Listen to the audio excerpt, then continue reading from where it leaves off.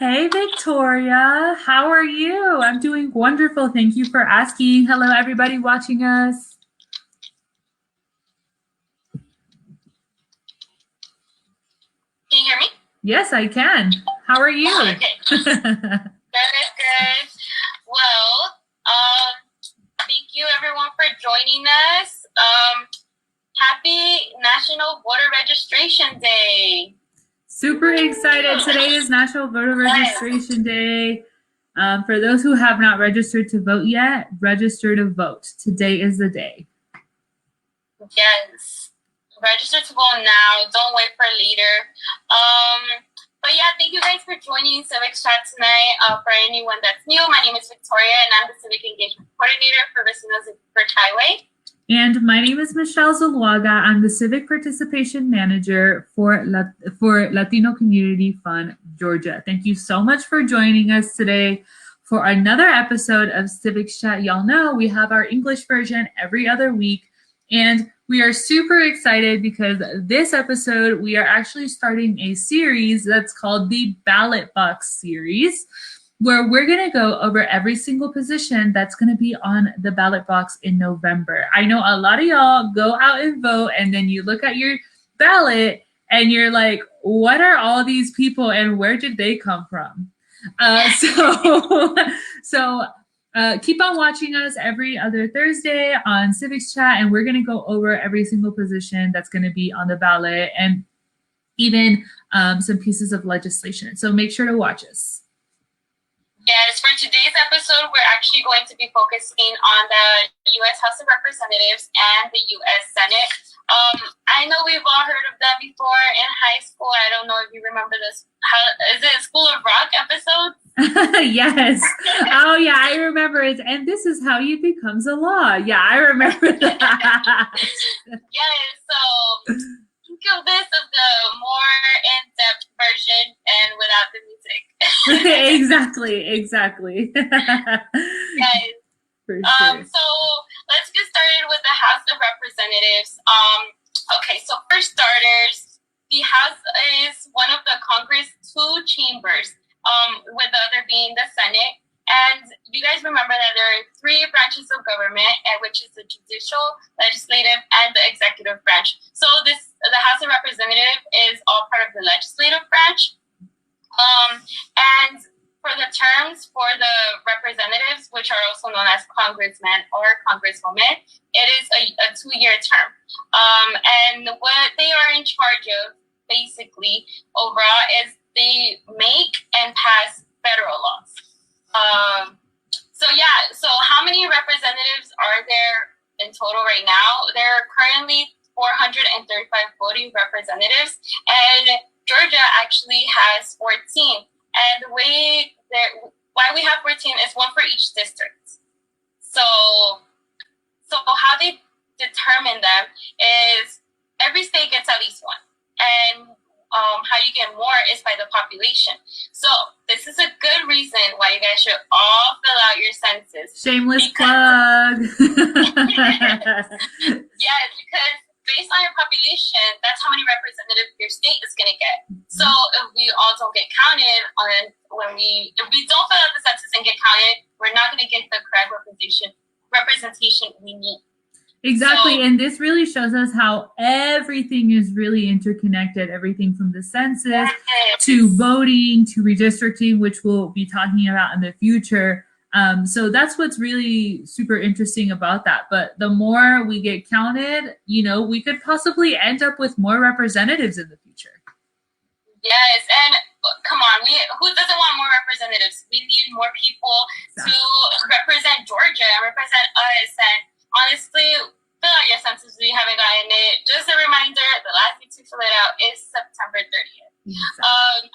So what are the qualifications to be part of the U.S. House of Representatives?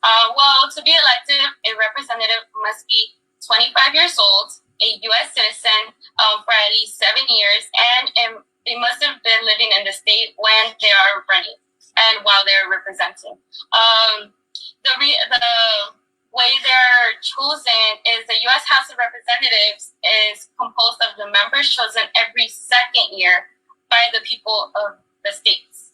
And the electors in each state have the qualifications that they need for the electors of the branches of the state legislature, if that makes sense.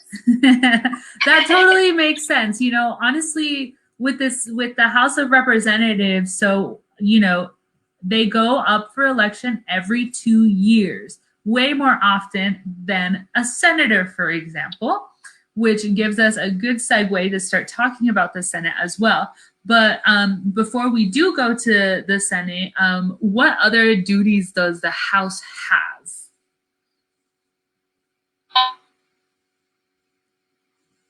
Yes, they also offer amendments and serve on the committees. So those are basically the duties of a representative or congressman or congresswoman. But yeah, this is just part of the two-part chamber, and then the other part is Senate. Mm-hmm. For sure. So what is the Senate? The Senate is the upper chamber of Congress. So they have more power they have power over the House of Representatives, of course, but they both really do balance each other. So if a bill passes the House but doesn't pass the Senate, then a bill doesn't pass. Or if a bill passes the Senate but doesn't pass the House, then it doesn't pass. They really do have to work with each other so that something can be done.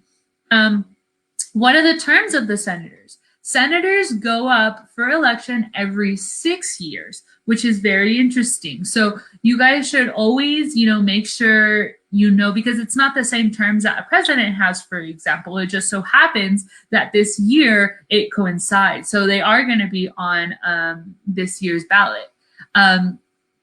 What are they in charge of? So the Senate is also in charge of agreeing to treaties with other countries. The Senate has sole responsibility of confirming any presidential appointment, and also includes federal judges, foreign ambassadors, and cabinet members. So, hundreds, thousands of people that have power over, the whole country. So we're talking about the Secretary of Education, we're talking Secretary of Commerce, they totally decide who has those positions and passes that. So they, it's very important for you all to know who's going to be your senator, who's going to be your representative, and who you're going to be voting for in November.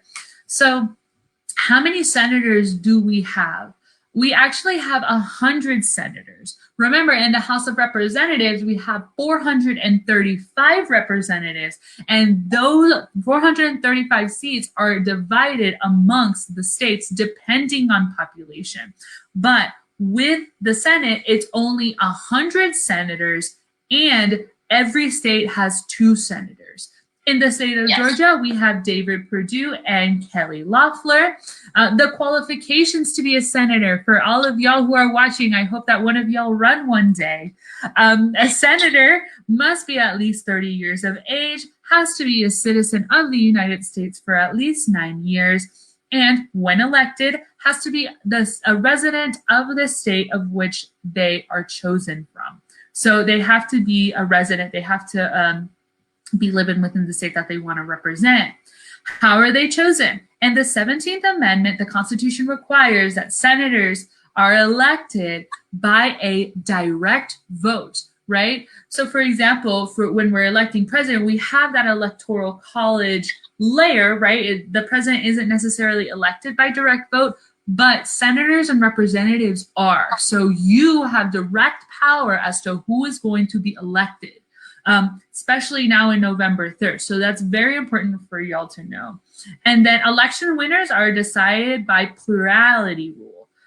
So for those who don't know what plurality is, plurality is, for example, if there are 3 candidates, right? This candidate got 40%, this candidate got 20%, and this candidate got 20%, right? 30%. What that means is the person who got 40%, they won, even if they did not get the majority. So that's also very important for you guys to know. So there can be several, it's not just 1 or 2. it's just not two people running in your district. There can be way more that are running in your district. So it's very important for you guys to look up who's running in your district. If it's more than 1, 2, if it's just an incumbent, if there's like 2 or 3 that are running, it can be by plurality. So this means that there can be more than 2 people running in your district. Very, very important as well. And then what are the duties? Also, it ratifies treaties by 2/3 supermajority vote and confirms the appointment of the president in the majority vote. The consent of the House of Representatives is also necessary for the ratification trade agreements and confirmation for vice president. So what's the difference?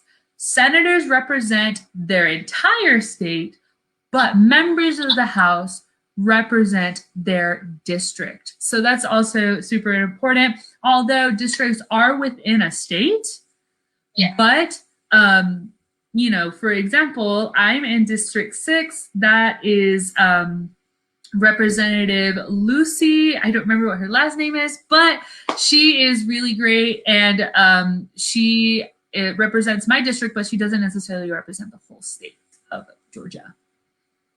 Yeah, this is really interesting and really important that we talk about this in a broader aspect, because we did already focus on just our area and our districts. So it really just, you know, ties in with what we have been talking about. Like, filling out your assistants, you get your representatives, and your representatives choose the people around in your local government. So, you know, it really ties in, and it's really interesting, to be honest. It's like a domino effect. So you really have to choose wisely, go out and vote, register to vote, please. And, you know, really look up what they do, what they represent, you know? Right, exactly. Thank you so much, Jenny. Happy Jenny Smiles. It is Lucy Macbeth. I apologize for not remembering her last name. She is my representative in District 6. But, you know, it's super important for all of y'all to know who represents you. It's very common for people not to necessarily know who is representing them and what district they live in. So that's very important. Please know who's running. Remember, based on the information we just gave you, you can have more than 2 candidates in your district.